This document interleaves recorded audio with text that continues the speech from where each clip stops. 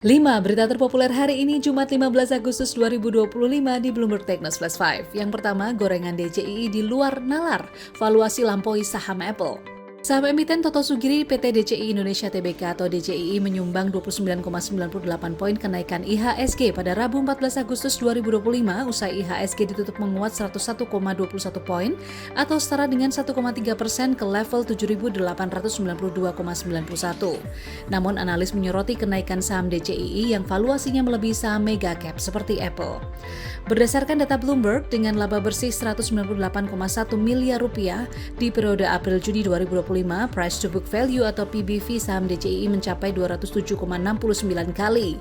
Price to earning ratio atau PER saham DCII mencapai 654,58 kali. Sedangkan Apple Incorporation atau AAPL di periode yang sama untung 386 triliun rupiah, sementara PBV saham Apple masih sekitar 52,66 kali, sedangkan PER ada di kisaran 32,13 kali.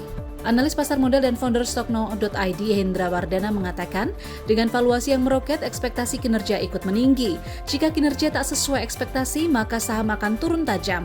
Ia menambahkan free fall DCII yang relatif kecil membuat pergerakannya cenderung volatil. Hal ini memicu anggapan bahwa DCII termasuk saham gorengan, karena mekanisme penawaran permintaan yang sempit dapat membuat harga melonjak di luar kewajaran valuasi. Kedua, Wamenperin kunjungi kawasan nikel IMIP usai insiden penjarahan.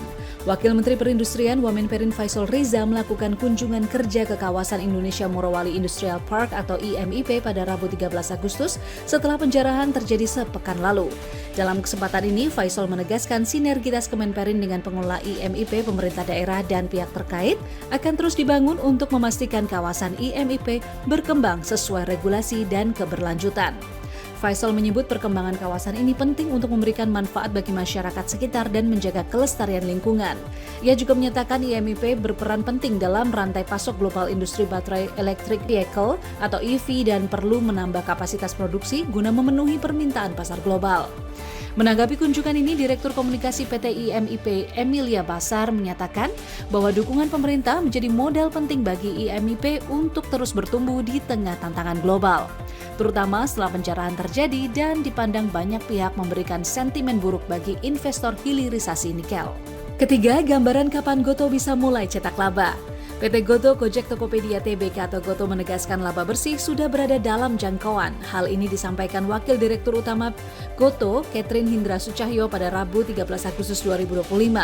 Menurutnya, kinerja Gotoh melanjutkan tren positif dengan pendapatan bersih 8,55 triliun rupiah, naik 10,62% year on year dari 7,73 triliun pada semester 1 2024. Membuat rugi bersih Januari hingga Juni 2025 juga menyusut menjadi sebesar 742 miliar rupiah. Dengan tren ini, Catherine menyatakan momentum pertumbuhan akan terus dijaga. Ia juga menambahkan kinerja operasional dan keuangan Gotoh konsisten membaik. Selain itu, Catherine menjelaskan bahwa Gotoh menargetkan EBITDA yang disesuaikan dengan adjusted EBITDA pada 2025 dapat mencapai 1,4 triliun rupiah hingga 1,6 triliun rupiah. Keempat, hasil sidang perdana KPPU dugaan kartel bunga di platform P2P.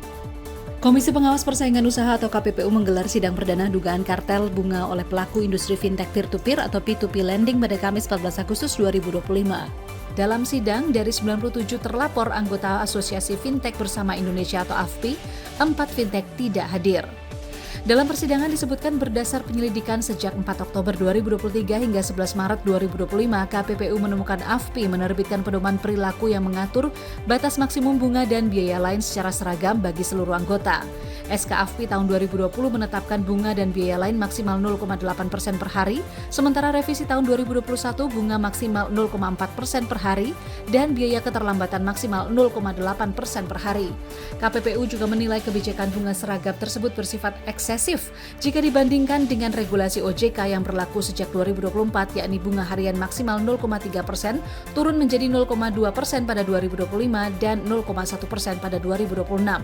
Hal ini diduga melanggar ketentuan dalam pasal 5 Undang-Undang Nomor 3 Tahun 1999. Sidang lanjutan akan digelar Selasa 26 Agustus 2025 di ruang sidang KPPU Jakarta. Kelima, kritik pedas Ahmad Dhani ke WAMI terkait royalti acara pernikahan. Kisruh royalti musik dan lagu terus bergulir. Musisi Ahmad Dhani mengkritik kebijakan Wahana Musik Indonesia atau WAMI yang mewajibkan pembayaran royalti untuk pemakaian musik dalam acara pernikahan.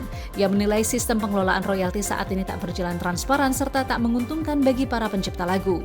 Menanggapi hal ini, Head of Corporate Communication and Membership WAMI, Robert Mulyara Harja, menjelaskan pemakaian lagu dalam acara pernikahan tetap dikategorikan membayar royalti senilai 2% dari biaya produksi musik.